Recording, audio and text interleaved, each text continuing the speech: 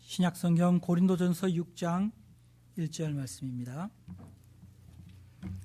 우리가 하나님과 함께 일하는 자로서 너희를 권하노니 하나님의 은혜를 헛되이 받지 말라. 아멘. 잠시 말씀을 위해서 기도하겠습니다. 오 거룩하신 하나님 아버지,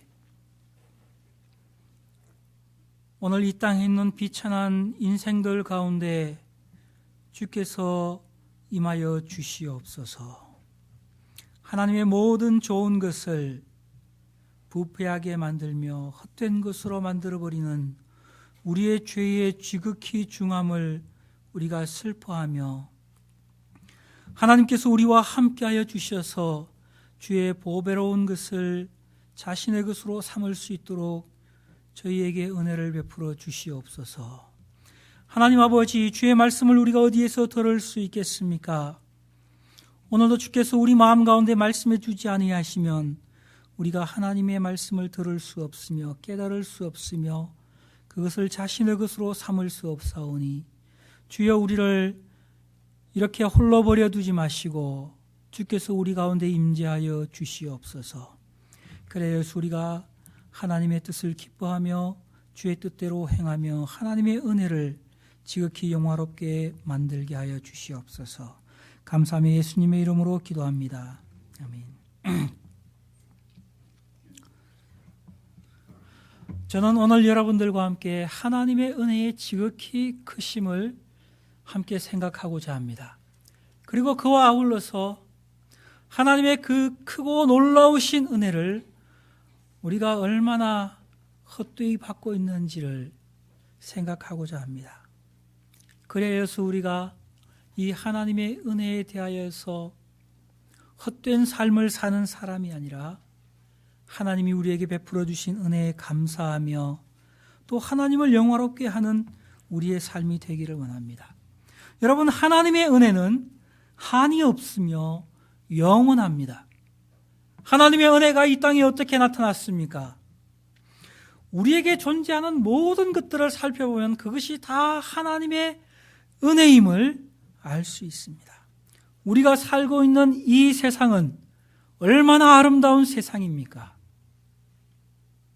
저 하늘과 별들과 바다와 산들과 거기에 있는 모든 생물들을 우리가 곰곰이 살펴보고 그것을 관찰해 보면 참으로 이 세상에 있는 것들은 이루 말할 수 없는 아름다움을 간직하고 있다는 것을 발견하게 됩니다. 그래서 많은 사람들이 산과 들과 바다를 또 하늘을 바라보면서 마음 가운데 큰 기쁨을 느끼게 되고 안식을 누리게 되는 것입니다. 만약에 이 세상의 창조물들이 아름답지 않다면 우리가 왜 그것을 바라보고 즐기려고 하겠습니까? 하나님이 만드신 모든 것이 지극히 아름답습니다. 그것은 하나님께서 우리에게 베풀어 주시는 놀라운 은혜인 것입니다. 그러나 불행하게도 인간의 탐욕이 미칠 때마다 그 아름다움은 파괴되어 버립니다. 죄로 타락한 인간의 손길이 미치는 곳마다 부패의 흔적이 남게 되는 것을 보게 됩니다. 하나님은 우리에게 지극히 큰 은혜를 주셨지만 그러나 인간은 그 은혜를 헛되이 받습니다. 하나님의 은혜는 창조의 완전함과 아름다움을 넘어서서 인간을 향한 구원의 역사에서 가장 분명하게 나타나고 있습니다. 사실 하나님의 은혜는 인간의 창조에서 최고의 그 모습을 나타내었습니다. 그러나 여러분, 인간의 죄는 하나님의 은혜를 헛되게 만들어버렸습니다. 가장 고상한 인격과 본성을 가지고 있었던 인간이 죄로 인하여서 타락하는 순간에 인간에게 있는 모든 하나님의 은혜는 부패하기 시작하였습니다. 이 죄는 인간 자신에게서만 국한된 것이 아니라 온 세상의 대리 통치자로 있는 인간의 대표성 때문에 하나님께서 은혜로 주신 모든 자연 만물들도 그 타락 아래에서 고통하는 처지에 있게 되었습니다. 그러나 하나님께서는 그리스도를 통해서 그의 본성을 우리에게 가장 잘 나타내 보여주십니다. 하나님이 얼마나 은혜로우신 분이신지, 창조에 나타나 있고 인간의 완전함에 나타나 있지만, 그러나 인간의 죄가 그것을 드러나지 못하게 할 때에 하나님께서는 그리스도를 통하여 하나님이 얼마나 은혜로운 분이신지를 우리에게 보여주십니다. 하나님의 공의는 인간이 이 죄를 짓는 순간에 그의 심판으로 말미암아 인류의 생존을 종말을 지었어도 아무런 문제가 없었지만, 그러나 하나님께서는 인간을 향하여 길이 참으십니다. 그리스도를 보내어 주십니다. 그리스도께서 완전한 순종과 대속의 죽으심을 통하여서 하나님께 나아가는 새롭고 산 길을 우리에게 허락하여 주십니다. 그리고 하나님께서는 세대와 세대를 지나면서 하나님의 신실한 종들을 보내어서 주의 말씀을 우리에게 듣게 하시고 성령을 보내어서 그것을 우리가 믿음으로 받아들이게 하시며, 그리스도 안에서 우리가 새롭게 되었을 때에 과연 하나님이 얼마나 은혜로운 분이신지를 우리로 하여금 분명히 깨닫게 하십니다. 여러분, 이와 같은 하나님의 역사는 창조로부터, 타락으로부터 시작하여서 지금까지도 여전히 계속되고 있으며 우리에게 끊임없이 베풀어지고 있습니다. 하나님의 은혜에 대해서 인간이 그 말씀을 감사함으로 받아야 되겠지만, 그러나 불행하게도 우리는 역사를 통하여서 하나님의 은혜를 헛되이 받는 사람들이 무수히 많이 있음을 보게 됩니다. 하나님은 우리에게 믿음의 선조들을 통하여서, 그들의 삶을 통하여서 하나님의 은혜를 보여주십니다. 하나님의 율법을 우리에게 주십니다. 선지자를 보내셨습니다. 하나님께서 그의 은혜를 선포하게 하셨습니다. 죄인들을 향하여 손을 펴고 오랫동안 기다리고 계십니다. 우리를 초청하고 계십니다. 여러분, 하나님은 굳이 그렇게 하실 필요가 없지만 그렇게 하심으로써 하나님께서 우리를 얼마나 사랑하시는지를 끊임없이 우리에게 보여주고 계십니다. 그러나 죄인들은 그 초청을 받아들이지 않습니다. 하나님의 은혜를 헛되이 받는 많은 사람들이 있어 왔습니다. 여러분, 그들의 마지막 결론은 어떠합니까? 그들의 삶은 심히 불행한 것이었습니다. 우리가 성경을 통하여서 하나님의 은혜를 헛되이 받았던 대표적인 사람들을 몇 명을 생각할 수 있습니다. 먼저 제가 생각하게 되는 것은 솔로몬입니다. 여러분, 우리가 맥체인 성경 읽기표를 따라서 가정에서 성경을 읽어오시다 보면 우리가 열왕기와 역대기를 읽으면서 이 솔로몬의 삶에 대해서 얼마 전에 읽었습니다. 이 솔로몬은 얼마나 놀라운 사람입니까?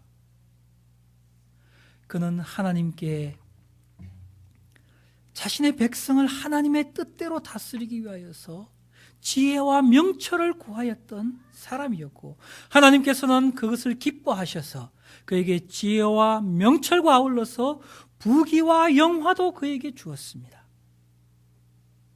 솔로몬이 하나님께 성전을 봉헌하고 하나님께 기도할 때에 하나님께서는 하늘에서 불을 내려서 그의 제사를 기쁘게 받으셨습니다. 하나님의 영광이 그의 성전에 가득하였습니다. 그는 하나님의 영광을 친히 눈으로 보았습니다. 하나님이 꿈에서 그에게 말씀하여 주셨습니다. 그의 나라를 견고하게 세워서 어느 누구도 이스라엘을 넘볼 수 없는 가장 강력한 국가가 세워졌습니다. 그런데 솔로몬은 그 하나님의 은혜를 끝까지 간직하였습니까? 그의 말년의 삶을 보면 그는 많은 이방 여자들과 혼인하였고 그들의 우상을 받아들였고, 그리고 마침내 그의 왕비들이 그의 마음을 돌이켜 하나님을 떠나게 하였다고 말하고 있습니다. 그는 하나님에게 가장 큰 은혜를 받은 사람이었지만 그는 하나님의 은혜를 헛되게 만들었습니다. 히브리서 11장에 가서 보시면 우리의 믿음의 선조들의 기록이 쫙 나와 있습니다. 그들은 참으로 모든 믿는 사람들에게 세대와 세대를 통하여서 계속적으로 읽혀지면서 이들이 얼마나 하나님을 영화롭게 하였던가, 얼마나 큰 믿음을 가지고 있었던가, 그들은 얼마나 하나님의 큰 은혜를 받은 사람이었던가를 계속적으로 읽혀지면서 모범이 되고 있지만, 그러나 거기에 솔로몬의 이름은 없습니다. 그는 하나님의 큰 은혜를 받은 사람이었지만 하나님의 은혜를 헛되게 하였던 사람입니다. 또 한 사람은 사울입니다. 그는 이스라엘의 왕으로 처음 선택받은 사람이었고 모든 사람보다 준수하였고 겸손하였습니다. 그가 하나님이 은혜를 주신 대로 그가 하나님의 일에 충성되었다면 그는 최고의 왕이 될 수 있는 자질을 가지고 있었습니다. 그러나 그는 왕이 되고 교만하여졌습니다. 하나님께서 그가 선지자들 가운데서 예언할 수 있도록 성령을 부어주셨지만, 그러나 그는 그의 말년에 하나님의 음성을 들을 수가 없어서 신접한 여인을 찾아가서 사무엘을 구하는 그런 비참한 삶을 살았고, 그의 마지막은 자신의 칼에 엎드러져서 죽는 비참함이 그의 삶의 결말이었습니다. 그는 하나님의 은혜를 받았지만 하나님의 은혜를 헛되이 받았습니다. 여러분, 이와 아울러서 많은 사람들이 그와 같이 하나님의 은혜를 헛되이 받아서 그의 삶이 불행하였고 멸망에 이르렀다는 것을 성경이 우리에게 보여주고 있지 않습니까? 그리스도가 오신 이후에 하나님은 그의 은혜의 극치를 우리에게 보여주셨습니다. 성령을 보내사 누구든지 주의 이름을 부르는 자는 구원을 얻을 것이라고 말씀하셨습니다. 여러분, 그리스도가 오시기 이전에는 하나님을 믿음으로 아는 것이 지극히 어려운 일이었습니다. 그들이 매일매일 제사를 드리고 피를 흘렸지만, 그러나 그들은 어떻게 자신의 영혼이 구원을 얻을 수 있는지 명확하게 보지 못하였습니다. 그들은 멀리서 희미하게 믿음으로 구원에 이르렀다고 이야기해 주고 있습니다. 그러나 여러분, 그리스도께서 오신 이후에 구원의 문은 활짝 열렸습니다. 누구든지 주의 이름을 부르는 자들에게는 성령께서 그들의 마음 가운데 임재하셔서 구원에 이를 수 있도록 하여 주셨습니다. 천국은 침노하는 곳이 되었습니다. 하나님이 얼마나 크신 은혜입니까? 말할 수 없는 은혜의 문이 우리에게 열려져 있습니다. 오늘이라도 당장 우리가 그리스도의 이름을 부르는 자들은 다 구원을 얻을 수 있게 하신 것입니다. 성령께서 영원한 하나님의 사랑을 알게 하십니다. 들을 때에 믿음을 주십니다. 우리를 새로운 피조물이 되게 하십니다. 성령께서 친히 우리 영으로 더불어 우리의 마음 안에서 너는 내 것이라 그렇게 말씀하여 주시고 인쳐 주십니다. 우리를 완전하게 하십니다. 우리에게 죄를 이길 수 있는 능력을 주십니다. 그리스도를 통하여서 하나님의 영원한 나라를 바라보고 그것을 소망할 수 있도록 우리에게 영적인 이해를 열어주십니다. 성령을 통하여서 하나님의 나라를 자신을 위한 곳으로 인식하게 해주시고 확신하게 해주시고 그것을 소망할 수 있게 해주십니다.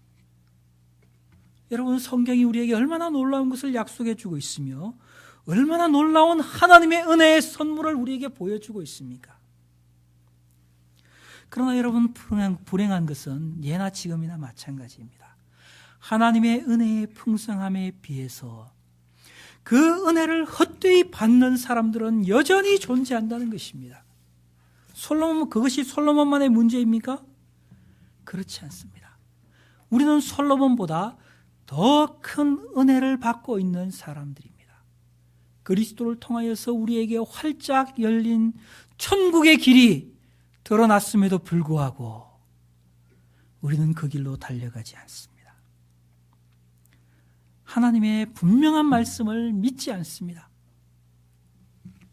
어떤 사람들은 하나님의 말씀을 신화로 여깁니다. 자신들의 이성으로 이해할 수 없기 때문에, 그렇기 때문에 이것을 다 진리라고 말할 수는 없다 그렇게 생각하면서 성경을 자신의 잣대로, 자신의 이성으로 판단하고 자신이 이해할 수 있는 부분만 믿으려고 합니다. 그것이 바로 자유주의 신학이 아닙니까?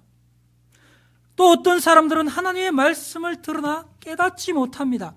하나님이 우리를 향하여서 끊임없이 말씀하시고 들으라고 말씀하시고 돌이키라고 말씀하시지만 그러나 마음을 강팍하게 하고 마음을 굳게 닫고 있습니다. 또 어떤 사람들은 하나님께서 말씀을 깨달을 수 있는 이해의 문을 열어주시고 은혜를 주시지만, 그것을 좋게 여기지만 그러나 그 말씀대로 살지 않습니다. 인생을 낭비하고 하나님의 뜻을 이루고 살아가려고 하지 않습니다. 지식은 있습니다. 그러나 교만합니다. 하나님을 믿는다고는 말합니다. 그러나 하나님의 자녀로 거룩하게 살지는 않습니다. 자신을 위해서 살기에는 바쁘지만 하나님의 나라를 위해서는 수고하지 않고, 자기를 사랑하지만 이웃을 사랑하는 데는 인색합니다.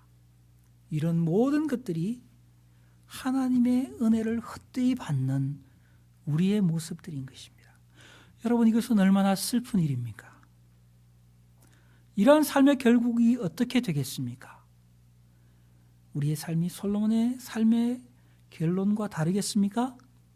사울이 걸었던 그 길이 우리의 길이 되지 않겠습니까? 하나님의 은혜를 헛되이 받는다면 그들의 종말이 우리의 종말이 될 것입니다. 그러므로 여러분, 우리들은 우리에게 중요한 질문을 해야 됩니다. 우리는 어떻게 하나님의 은혜를 헛되이 받지 않을 수 있는가? 내가 어떠한 사람이 되어야 하나님의 은혜가 내 안에서 더 왕성해지고, 그리고 하나님께서 은혜로 나에게 약속하고 주신 것들을 다 나의 것으로 삼을 수 있겠는가? 그것이 오늘 제가 여러분들과 함께 생각하고자 하는 주제입니다. 고린도서 6장 1절 말씀을 보십시오. 사도 바울이 이렇게 말합니다. 우리가 하나님과 함께 일하는 자로서 너희를 권하노니 하나님의 은혜를 헛되이 받지 말라. 우리가 하나님의 은혜를 헛되이 받지 않기 위해서는 우리가 듣는 말씀을 하나님의 말씀으로 받아야 한다는 것을 먼저 생각해야 합니다. 사도 바울이 말합니다. 우리가 하나님과 함께 일하는 자로서 너희를 권하노니, 이렇게 말합니다. 사도 바울은 자신이 성도들에게 하는 말이 자신의 견해나 자신의 생각이나 자신의 말이 아니라 하나님과 함께 일하는 자로서 권면한다고 그렇게 말해주고 있습니다. 여러분, 이 말은 사도 바울이 결코 자기의 견해를 가르치는 것이 아니라 하나님의 말씀을 전하고 있다는 것을 의미합니다. 여러분, 여기에서 우리의 주의를 지극히 기울이고 조심해야 될 것이 있는데, 하나님의 말씀을 받을 때 우리가 다 하나님의 말씀을 듣는다고 생각합니다. 그러나 많은 사람들이 그 마음의 자세가 하나님의 말씀을 받는 데 적합하지 않습니다. 우리들이 하나님의 말씀을 받을 때 하나님께서 직접 나에게 지금 말씀하신다는 그와 같은 의식을 가지고, 그와 같은 마음의 태도를 가지고 말씀을 듣는 것과, 저기 한 사람이 있는데 저 사람이 오늘 나에게 성경의 이야기를 교훈을 해주고 있다라고 생각하는 것과는 하늘과 땅만큼의 차이가 있습니다. 제가 신학교에 처음 들어갔을 때 아주 인상적이었던 시간이 있었습니다. 교수님께서 질문하셨습니다. 하나님께서는 왜 성경을 기록하게 하셨는가? 그리고 이 성경은 고대 많은 문서들이 있는데 그 문서 가운데 왜 이 성경만이 특별한가? 하는 질문을 하셨습니다. 하나님께서는 우리에게 직접 나타나셔서 말씀하실 수도 있고 꿈으로 계시하실 수도 있고 환상을 보여주실 수도 있고 천사를 보내어서 우리에게 가르쳐 주실 수도 있는데 왜 하나님께서는 이 말씀을 기록하게 하시고 이 말씀을 통하여 우리에게 말씀하시는가? 그와 같은 질문을 하였습니다. 그것은 제가 한 번도 생각하지 못한 주제였습니다. 그것을 들을 때에 저에게 놀라운 깨달음이 왔습니다. 여러분, 우리는 말씀을 읽고 듣는 데 있어서 우리의 영혼을 특별한 상태로 만들 수 있어야 합니다. 하나님께서 나에게 나타나셔서 직접 꿈이나 환상으로 한 번만 말씀해 주시면 내가 하나님이 살아계신 것을 분명히 확신하고 그 말씀대로 살아갈 수 있을 텐데 내가 성경을 읽자니 이것은 너무나 어렵고 이해도 잘 안 되고 하나님이 살아계신지 내가 마음 가운데 확신할 수가 없고 그와 같은 어려움을 경험한 때가 있었습니다. 여러분 가운데는 그런 장애를 느껴보신 적이 없으십니까? 저는 그런 장애를 느끼면서 힘들어했던 때가 있었습니다.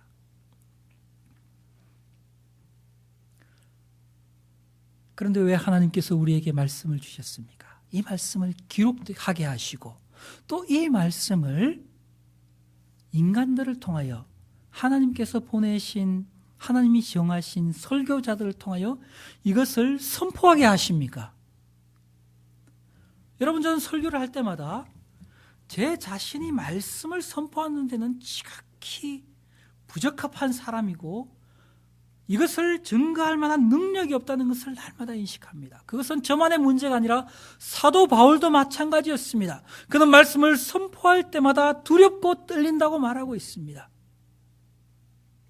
왜냐하면 자신이 아무리 지혜를 가지고 있고 지혜로운 말로 말씀을 선포한다 할지라도 사람들이 이 말씀을 깨달을 수 있는 것이 아니기 때문이었습니다. 그럼에도 불구하고 왜 하나님께서는 성경을 우리에게 주시고 이것을 읽게 하시고 선포하게 하시고 이것을 듣게 하십니까? 여기에는 중요한 이유가 있습니다. 하나님께서 우리의 영혼의 주인이시고 하나님께서 우리에게 은혜를 주시는 분이시고 하나님께서 우리에게 믿음을 주시는 분이시기 때문에 그렇습니다. 인간 설교자는 무능합니다. 우리의 지식은 이 말씀에 도달하기 힘듭니다. 그러나 우리가 지극히 하나님을 경외하고 겸손함 가운데 하나님의 도우심을 구하면서 믿음으로 이 말씀 앞에 서서 말씀을 읽고 선포하고 듣는 그 순간에 하나님의 성령께서 주인이 되셔서 말씀을 선포하는 자에게 권능을 주시고 듣는 자에게 이해할 수 있는 이해력을 주시고 우리의 인격과 우리의 인간의 그 심겨진 영혼의 본성 안에 하나님을 믿음으로 깨달을 수 있는 능력을 하나님께서 주신다는 것입니다. 그 외에는 하나님을 알 수 있는 길을 하나님께서 더 이상 허락하시지 않습니다. 어떤 사람들은 자신이 천사를 만났다고 말합니다. 계시를 받았다고 말합니다. 그와 같이 말하는 모든 사람들이 다 말씀에서 떠났고 이단이 되었습니다. 그러나 하나님께서는 지금도 여전히 연약한 인간 설교자의 선포를 통하여서 살아계신 하나님을 알게 하시고 그의 영광에 참여하게 하시고 한 영혼을 변화시키시는 일을 하시는 것입니다. 진정한 하나님의 자녀를 하나님께서 낳으시는 것입니다. 죄악에 물든 영혼을 새로운 피조물이 되게 하시는 것입니다. 그것이 바로 하나님의 방법이신 것입니다. 그러므로 여러분, 우리는 하나님의 말씀을 받을 때에 하나님이 내 눈앞에 나타나셔서 말씀하신다 할지라도 이 말씀과 다른 말씀을 한마디도 하지 않으실 것이라는 것을 알아야 합니다. 그러므로 이 말씀을 읽을 때에 우리는 하나님이 나에게 지금 선포하신다, 그와 같은 마음의 준비와 태도를 가지고 지극히 겸손함과 경외함을 가지고 말씀을 읽을 수 있는 사람이 되고 들을 수 있는 사람이 된다면, 그렇게 자신의 마음을 준비한다면 우리의 영혼 가운데 놀라운 일이 일어나는 것을 경험하게 되는 것입니다. 그런데 사람들이 하나님의 말씀을 읽거나 들을 때에 전혀 말씀을 그와 같은 태도로 대하지 않습니다. 그렇기 때문에 그들은 수많은 말씀을 듣는 기회를 가지면서도 자신의 영혼 가운데에는 어떤 유익도 얻지 못하고, 유익을 얻는다고 하지만 그러나 헛된 생각 가운데 빠져들게 되고, 말씀을 통하여서 자신의 영혼이 소생하지 못하게 되는 것을 보게 되는 것입니다. 이 성경 말씀이 우리의 마음 가운데 하나님의 말씀으로 다가오지 않는다면 이것은 우리에게 생명을 주는 것이 될 수 없습니다. 여러분, 우리가 사는 이 시대는 하나님의 은혜의 역사가 지극히 희귀한 시대가 아닙니까? 많은 사람들이 열정적으로 신앙생활을 합니다. 그러나 영적으로는 점점 혼탁해져 가고 있습니다. 무엇이 진리이며 무엇이 진정한 기독교의 신앙인지 말할 수 없는 혼돈이 있습니다. 하나님의 교회가 인간의 욕심과 이기심으로 가득해지고 있습니다. 이러한 일들이 왜 일어납니까? 하나님의 말씀을 순전한 마음으로 받지 않고 사람의 말로 받기 때문에 일어나는 일들입니다. 사도 바울은 이와 같은 일들에 대해서 일찍이 말한 적이 있습니다. 디모데후서 4장 3절에 보면 바울이 살았던 그 시대에 이와 같은 일이 있었습니다. 디모데후서 4장 3절에서 7절 말씀 보면, 때가 이르리니 사람이 바른 교훈을 받지 아니하며 귀가 가려워서 자기의 사욕을 쫓을 스승을 많이 두고 또 그 귀를 진리에서 돌이켜 허탄한 이야기를 쫓으리라.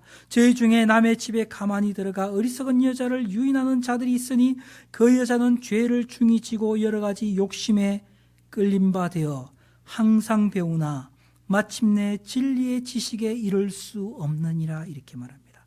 여러분, 어떤 사람이 하나님의 말씀을 헛되이 받습니까?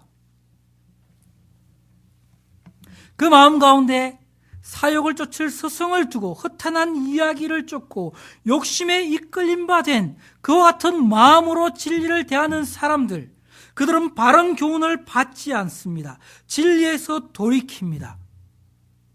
항상 배우지만 진리의 지식에 이르지 못합니다. 주의 뜻이 무엇인지를 이해하지 못하고 자신의 생각과 아집에 가득 차 있습니다. 이런 사람들이 역사를 통하여서 계속 존재했다는 것입니다. 하나님의 말씀을 듣는 순간 우리의 영혼이 밝아지는 것이 아니라 온갖 잡다한 사슬은 가득하고 말은 많지만 자신의 영혼은 깨끗하게 되고 거룩해지는 일들을 경험하지 못한 그와 같은 사람들이 있었다는 것을 우리에게 이야기해 주고 있습니다. 그들은 많이 배웠습니다. 항상 배웠습니다. 그러나 진리의 지식에는 이를 수 없었고 이해하지 못하였다는 것입니다. 여러분, 이것은 말씀을 듣는 우리의 마음과 자세가 얼마나 중요한지를 가르쳐 주지 않습니까? 제 마음 가운데 항상 그와 같은 두려움이 있습니다. 하나님의 말씀을 들을 때마다 영적인 깨달음과 하나님께 가까이 나아감이 있어야 하는데 내 마음 가운데 말씀을 그대로 받지 않고 판단하고 비판하고 그것을 흘려보내는 그와 같은 수많은 시간들이 저에게 존재했음을 고백하지 않을 수 없습니다. 여러분, 우리에게도 마찬가지가 아닙니까? 우리 모두에게 있는 일들입니다. 우리는 참으로 하나님의 말씀을 얼마나 헛되이 받는지, 우리에게 있는 시간을 얼마나 허비하고 있는지, 하나님께서 우리에게 주시는 말씀을 듣는 그 은혜의 기회들을 얼마나 무익하게 만들고 있는지, 우리의 죄가 너무나 큰 것입니다. 그것뿐만 아니라 하나님의 은혜를 헛되이 받는 두 번째 부류가 있는데 그것은 들은 말씀들을 간직하지 않는 것입니다. 하나님께서는 얼마나 자비로우신지 우리의 완악함에도 불구하고 때때로 하나님께서는 우리에게 진리를 이해하고 하나님의 구원과 영광에 거의 들어갈 수 있을 정도로 우리를 이끌어 주십니다. 마치 소돔성에서 롯의 아내와 두 딸들을 천사가 그 손으로 이끌고 그 멸망의 성에서 이끌어내는 것처럼 하나님께서는 그의 지극히 크신 은혜와 권능으로 우리를 끌어서 멸망에서 이끌어내셔서 생명으로 인도하시려고 우리의 손을 붙들고 나오십니다. 그때가 언제입니까? 우리에게 하나님을 인식하게 하시고 하나님의 진리를 깨닫고 그것을 기뻐하고 좋게 여기는 그와 같은 경험이 우리의 삶에 있다는 것입니다. 그런데 문제는 무엇인가 하면 롯의 아내가 천사의 손에 이끌려 나오면서 그녀는 뒤를 돌아보았습니다. 그렇게 한 거로 그녀는 소금 기둥이 되었습니다.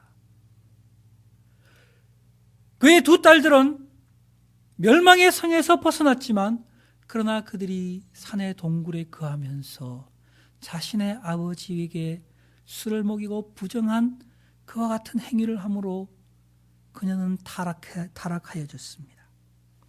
여러분, 이와 같이 거의 하나님의 구원의 그 은혜에 도달하였고 참으로 하나님의 사람이 될 뻔한 사람들이 그렇게 끝까지 도달하지 못하고 이 하나님의 놀라운 은혜를 헛된 것으로 만들어버리는 일들이 지금도 많은 사람들의 영혼 가운데서 반복되고 있다는 것입니다.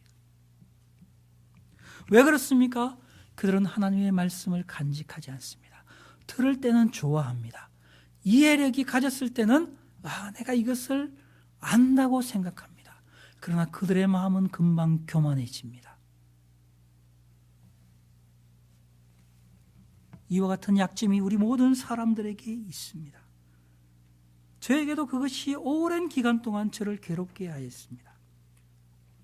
말씀을 헛되이 받는 시간들을 우리가 오랜 시간 보냅니다. 그러나 여러분, 우리는 그와 같이 우리의 삶을 허비해서는 안 됩니다. 하나님의 은혜가 우리에게 주어졌을 때에, 영적인 깨달음이 생겼을 때에 그것을 우리에게 생명이 되게 할 수 있어야 하는 것입니다. 우리의 영혼을 완전한 구원으로 들어갈 수 있도록 해야 하는 것입니다. 그리고 우리가 하나님을 기쁘시게 하는 자가 되어야 하는 것입니다. 그러면 여러분, 어떤 태도를 갖고 있어야 우리가 하나님의 말씀이 우리의 생명이 되게 할 수가 있습니까?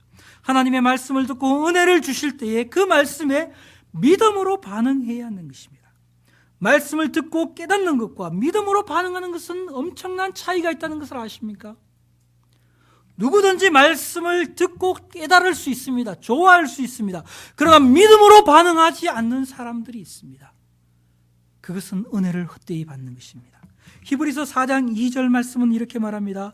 저희와 같이 우리도 복음 전함을 받은 자이나 그러나 그 들은 바 말씀이 저희에게 유익이 되지 못한 것은 듣는 자가 믿음을 화합지 아니함이라 이렇게 말합니다. 복음을 듣습니다.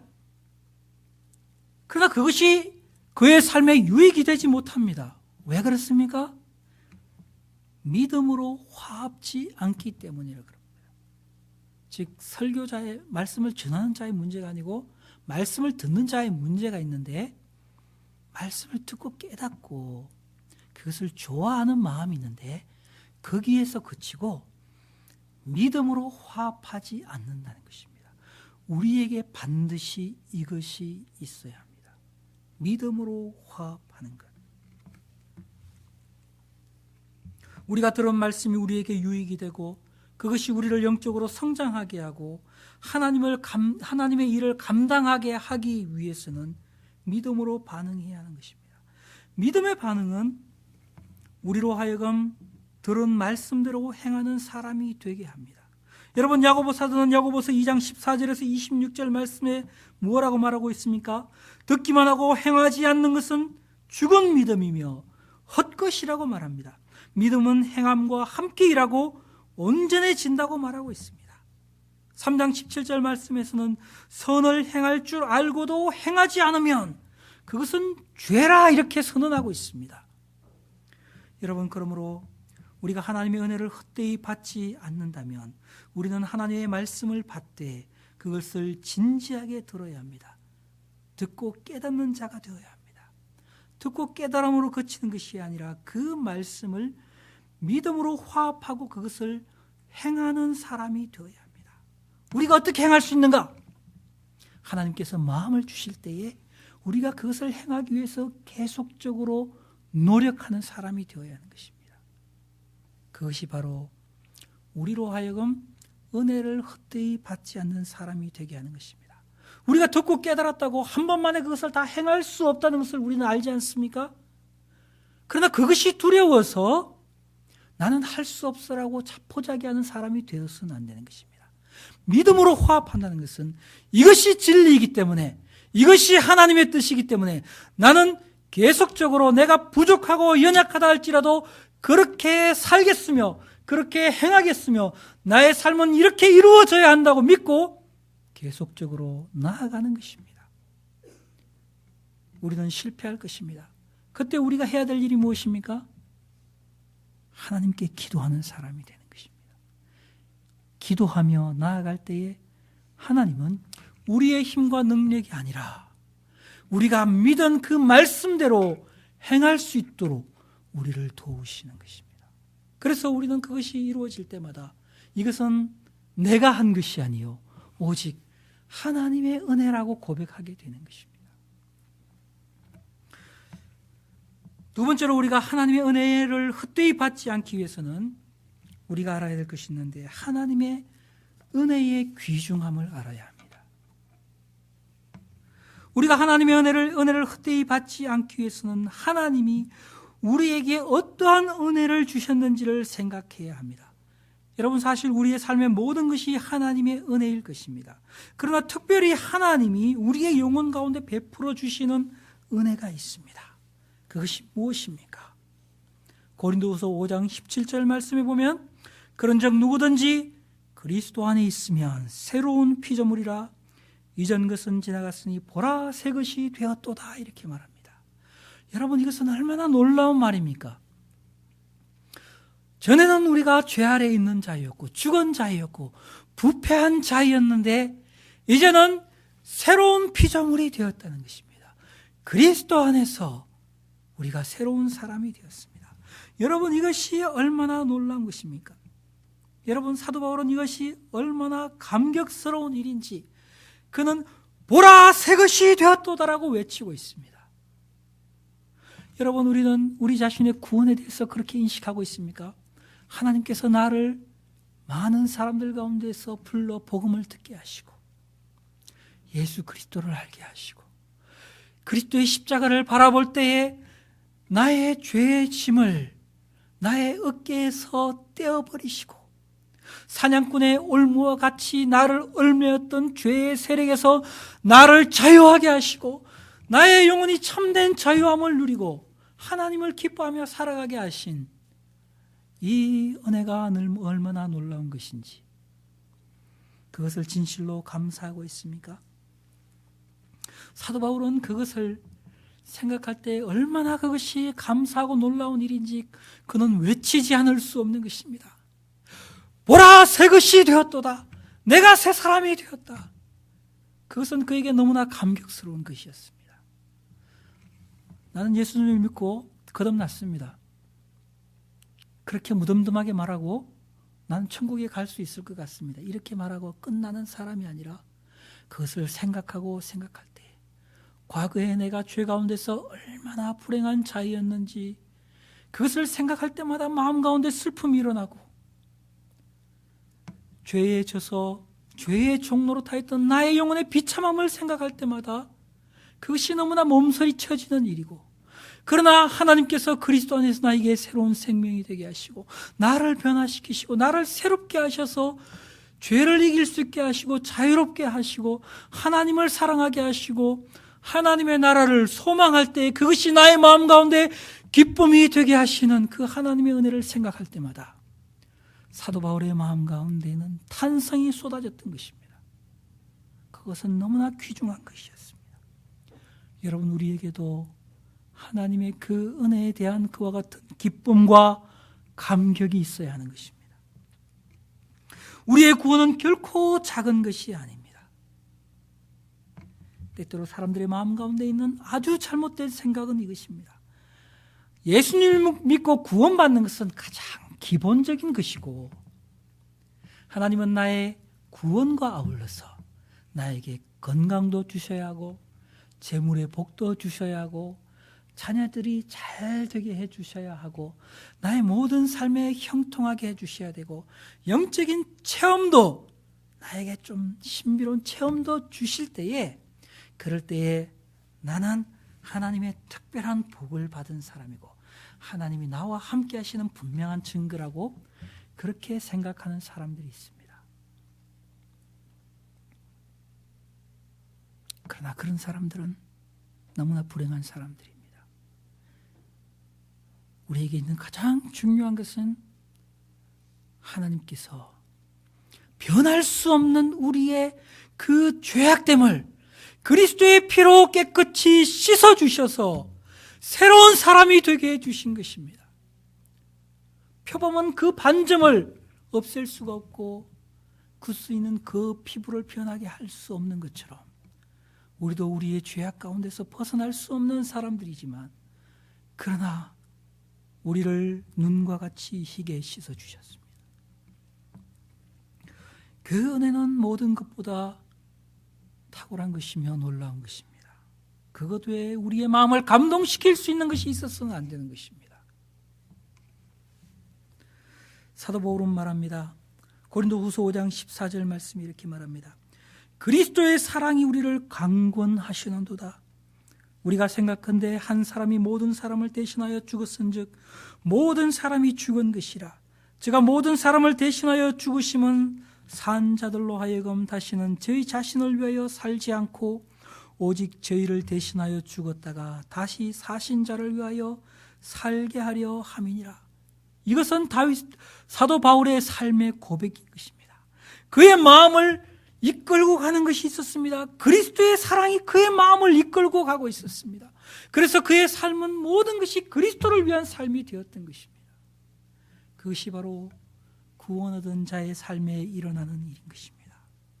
그리고 그는 더 이상 자신을 위하여 살지 않고 오직 자신을 위하여 죽었다가 다시 살아나신 그리스도를 위하여 사는 사람이 되었습니다. 구원의 은혜를 아는 성도들은 그 받은 은혜를 인하여 그리스도를 사랑하는 것입니다. 그리고 그리스도를 위하여 사는 것입니다. 그리고 두 번째로 우리가 생각할 수 있는 것은 우리를 새로운 피조물이 되게 하셨을 뿐만 아니라 우리에게 화목하게 하는 직책을 주셨다고 했습니다. 고린도후서 5장 18절과 19절 말씀을 보십시오. 모든 것이 하나님께로 났나니 저가 그리스도로 말미암아 우리를 자기와 화목하게 하시고 또 우리에게 화목하게 하는 직책을 주셨으니 이는 하나님께서 그리스도 안에 계시사 세상을 자기와 화목하게 하시며 저희의 죄를 저희에게 돌리지 아니하시고 화목하게 하는 말씀을 우리에게 부탁하셨느니라 이렇게 말합니다. 여러분, 하나님께서 우리에게 베풀어 주신 은혜의 특별함은 무엇인가 하면 우리에게 화목하게 하는 직책을 주셨다는 것입니다. 때때로 이것은 사람들에게 부담스러운 것입니다. 그렇지 않습니까? 우리를 새롭게 해주시고 새로운 피조물이 되게 해주셨다는 것은 기쁘게 받아들일 수 있는 사실인데, 그런데 하나님이 우리에게 화목하게 하는 직책을 주셨다니, 내가 이것을 직책을 주셨다는 말은 무엇입니까? 직분을 주셨다는 것입니다. 그것이 우리의 임무라는 것입니다. 우리가 해야 할 일이라는 것입니다. 그것이 해야 할 일로 주어지면 사람들의 마음은 무거워집니다. 화목하게 하는 직책이 무엇입니까? 그것은 우리가 다른 사람에게 하나님께서 우리를 어떻게 하나님과 화목하게 하시고 어떻게 하나님과 멀리 떨어져 있는 사람들을 하나님께로 이끄시는지 그것을 전파하는 것입니다. 그래서 그 사람을 그리스도에게로 이끄는 것입니다. 우리가 그와 같은 일을 해야 할 임무가 우리에게 주어져 있다는 것입니다. 여러분, 그것이 우리의 특권이라는 것입니다. 사도 바울은 그것을 특권으로 여겼습니다. 많은 사람들은 이것을 무거운 짐으로 여기지만 사도 바울은 이것을 특권으로 여겼습니다. 여러분, 이것은 얼마나 영광스러운 직분인지 모릅니다. 하나님께서 우리에게 주신 많은 직책들이 있습니다. 여러분, 우리가 가장이라면 우리의 가정을 돌봐야 할 그와 같은 직책이 우리에게 주어져 있습니다. 우리에게 어떤 사업과 직장을 주셨다면 우리는 우리의 일터에서 그것을 성실하게 부지런함으로 열심으로 감당해야 할 직책이 우리에게 주어져 있습니다. 여러분, 우리는 그것을 기쁨으로 힘들지만 열심으로 감당하고 있지 않습니까? 그런데 우리가 하나님의 자녀가 되어서 다른 사람을 그리스도께로 이끌어야 한다는 이 직책 앞에서는 사람들이 주눅이 들고 그것을 기쁨으로 하지 않습니다. 그러나 여러분, 우리가 알아야 할 것은 여러분들이 가정을 잘 돌보고 직장에서 충성된 그런 사람으로 살았다 할지라도 하나님께서 우리에게 주신 이 직책, 다른 사람을 하나님과 화목하게 하는 이 직책을 감당하지 못한다면 우리는 하나님 앞에 얻을 상이 없을 것이라는 것을 알아야 합니다. 우리는 이것을 기쁨으로 감당해야 하는 것입니다. 이 일을 하지 않을 때 우리의 영혼이 영적인 퇴보를 걷게 된다는 것을 알아야 합니다. 이 직책은 하나님의 사랑이 우리 마음 가운데 항상 살아있고 있고 역사할 때만 할 수 있는 것입니다. 영적인 퇴보를 경험하게 되고 영적인 침체가 가운데 있는 사람들은 이 일이 부담스러운 것이 되는 것입니다. 여러분, 그러므로 사도 바울은 그리스도께서 자신에게 주신 구원의 은혜를 생각할 때에 그의 마음 가운데는 그리스도의 사랑이 그의 마음을 강권하였고, 그리고 하나님께서 자신을 통하여서 다른 사람을 구원하고자 하신다는 이 직책을 생각할 때에 그것을 기쁨으로 감당할 수 있는 사람이 되었던 것입니다. 여러분, 우리에게도 이와 같은 마음이 있어야 하는 것입니다. 그럴 때에, 이 일을 하고 있을 때에 우리는 하나님의 은혜를 헛되이 받지 않는 사람이 되는 것입니다. 여러분, 우리에게 있는 위험이 무엇입니까? 구원의 은혜는 기뻐하고 말씀을 듣는 것은 기뻐하는데 그 말씀이 우리 안에서 깊이 우리의 마음을 감동시키고 성령의 능력을 힘입어서 하나님의 사랑을 전하는 데까지 나아가는 데는 수고하지 않으려고 하는 것입니다. 여러분, 이 복음을 전하는 사역을 우리가 어떻게 감당할 수 있습니까? 우리는 길거리에 나가거나 먼 나라에 가서 복음을 전하는 것만이 이 일을 감당하는 것이 아니라는 것을 알아야 합니다. 어떤 사람은 그렇게 할 수 있는 은사를 주십니다. 그러나 많은 사람은 그렇게 할 수 없습니다. 억지로 그 일을 해서는 안 됩니다. 그러나 여러분, 우리가 정말 영혼을 사랑하고 하나님의 은혜를 귀중히 여긴다면 우리는 나의 가장 가까운 곳부터 돌아보아야 합니다. 나의 남편은 어떠한가? 나의 아내는 어떠한가? 나의 자녀들은 어떠한가? 그들은 하나님과 화목되어 있는가? 그렇지 못하다면 우리는 서로를 권면해야 합니다. 우리의 아내에게 항상 복음을 말해야 합니다. 우리의 남편에게 하나님께서 나에게 주신 구원을 항상 말해야 합니다. 나의 자녀들에게 이 구원의 복음의 말씀을 항상 가르치고 그들의 영혼 가운데 하나님께서 나를 변화시키셨듯이 나의 자녀들에게 구원을 주시기를 항상 기도하고 말해야 하는 것입니다. 여러분, 그것뿐만 아니라 우리는 우리의 이웃들을 만나고 우리의 친구들을 만날 때 그때 우리는 무엇을 말해야 합니까? 하나님의 구원의 은혜의 그 풍성함과 자비로우심과 사랑스러움과 감미로움을 항상 말해야 합니다. 여러분, 존 버년의 이야기를 아십니까? 존 버년은 성경 다음으로 많이 읽혀지고 팔렸던 철로 역정, 필그림스 프로그레스라는 책을 썼습니다. 그가 어떻게 회심에 이르게 되었는지 아십니까? 그는 굉장히 악한 삶을 살았습니다. 그런데 그가 경건한 아내를 만나서 아내가 가져온 경건한 책을 읽으면서 영적인 데 관심을 가지게 되었습니다. 하나님께서 그에게 영적인 각성을 주셨습니다. 어느 날 그가 길거리를 가고 있는데 길 모퉁이에서 몇 명의 여자들이 따뜻한 햇볕을 쬐면서 자신들의 소일거리를 하면서 이야기를 하고 있었습니다. 무슨 이야기를 했는지 아십니까?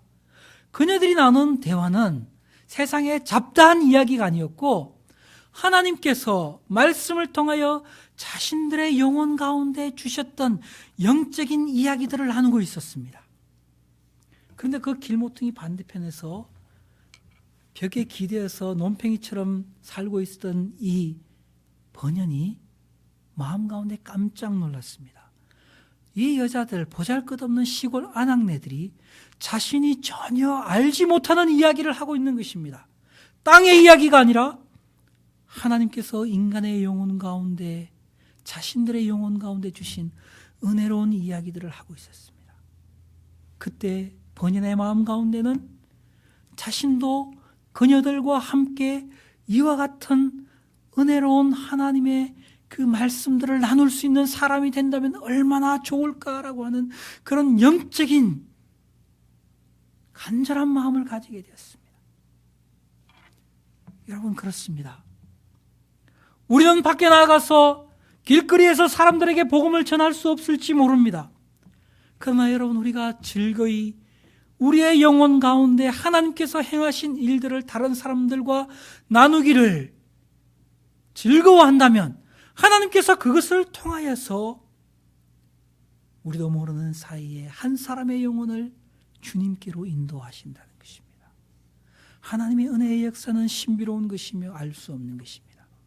그러므로 여러분, 우리가 그와 같은 마음을 가지고 있어야 되겠습니다. 주의 죽으심과 부활을 전하지 않고는 견딜 수 없는 마음을 가져야 합니다. 여러분, 우리 주위에는 아직 그리스도의 은혜를 모르는 많은 사람들이 있습니다. 우리가 하나님의 은혜의 귀중함을 안다면 만나는 사람들에게 사랑을 실천하고 또 그들이 그리스도인이 되기를 위하여 기도하고 하나님이 우리의 영혼에 행하신 일들을 말할 수 있는 사람이 되어야 하는 것입니다. 그럴 때에 우리가 하나님의 은혜를 헛되이 받지 않는 것입니다. 마지막으로 생각하기를 원하는 것은 성령을 소멸치 않는 것입니다. 이것은 너무나 중요한 것입니다. 여러분, 예수님께서는 제자들을 남겨놓으시면서 성령을 보내실 것이라고 약속하셨습니다. 그리고 성령을 받으라고 명령하셨습니다. 성령 충만을 받으라고 말씀하십니다. 그리고 성령을 소멸치 말라고 말씀하십니다. 왜 이와 같은 말씀을 주십니까? 그리스도인의 삶에 있어서 성령을 따라 사는 것은 너무나 중요하기 때문에 그렇습니다. 갈라디아서 6장 8절 말씀은 성령을 위하여 심는 자는 성령으로부터 영생을 거둘 것이라고 말합니다. 갈라디아서 5장 16절 말씀은 성령을 쫓아 행하라, 그리하면 육체의 욕심을 이루지 아니하리라 말합니다. 데살로니가전서 5장 19절 말씀은 성령을 소멸치 말라, 이렇게 말합니다. 여러분, 성경이 왜 이렇게 자주자주 성도들을 향하여 성령에 대해서 말씀하십니까? 그것이 없이는 우리가 하나님의 은혜를 다 잃어버릴 수밖에 없기 때문에 그렇습니다. 하나님의 은혜를 헛되이 받는 것이 얼마나 어리석은 사람인지를 생각하면서 우리가 그런 사람이 되지 않기 위해서는 성령을 소멸하지 않는 사람이 되어야 합니다. 여러분, 우리는 다 하나님으로부터 큰 은혜를 받은 사람들입니다. 우리에게 복음이 주어진 것도 은혜입니다.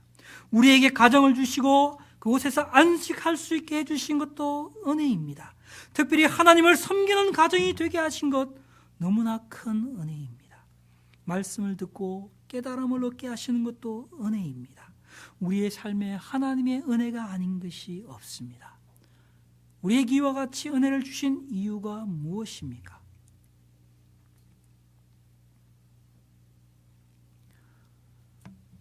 우리가 하나님을 기쁘시게 하는 삶을 하기 위하여서 이와 같은 은혜를 주신 것이 아닙니까? 고린도후서 5장 8절에서 10절 말씀을 한번 다 같이 보겠습니다. 고린도후서 5장 8절에서 10절 말씀. 우리가 담대하여 원하는 바는 차라리 몸을 떠나 주와 함께 있는 그것이라. 그런즉 우리는 몸으로 있든지 떠나든지 주를 기쁘시게 하는 자가 되기를 힘쓰노라. 이는 우리가 다 반드시 그리스도의 심판대 앞에 나타나게 되어 각각 선악간에 그 몸으로 행한 것을 따라 받으려 함이라. 이렇게 말하고 있습니다. 여러분, 우리가 하나님의 은혜를 헛되이 받지 말아야 하는 이유는 우리가 하나님을 기쁘시게 하는 자가 되기 위해서는 은혜를 헛되이 받아서는 안 되는 것입니다. 우리가 다 장차 그리스도의 심판대 앞에서 선악간에 그 몸으로 행한 것을 따라 심판을 받을 것이기 때문에 우리는 하나님의 은혜를 헛되이 받는 자가 되어서는 안 되는 것입니다. 하나님의 은혜가 우리에게 주어질 때 모든 작은 은혜에서부터 큰 은혜에 이르기까지 모든 것을 다 귀하게 여기고 그것을 믿음으로 행하는 성도들이 될 수 있어야 합니다. 그렇게 함으로 우리의 삶이 마지막 날에 복된 인생이 될 수 있기를 바랍니다. 기도하겠습니다.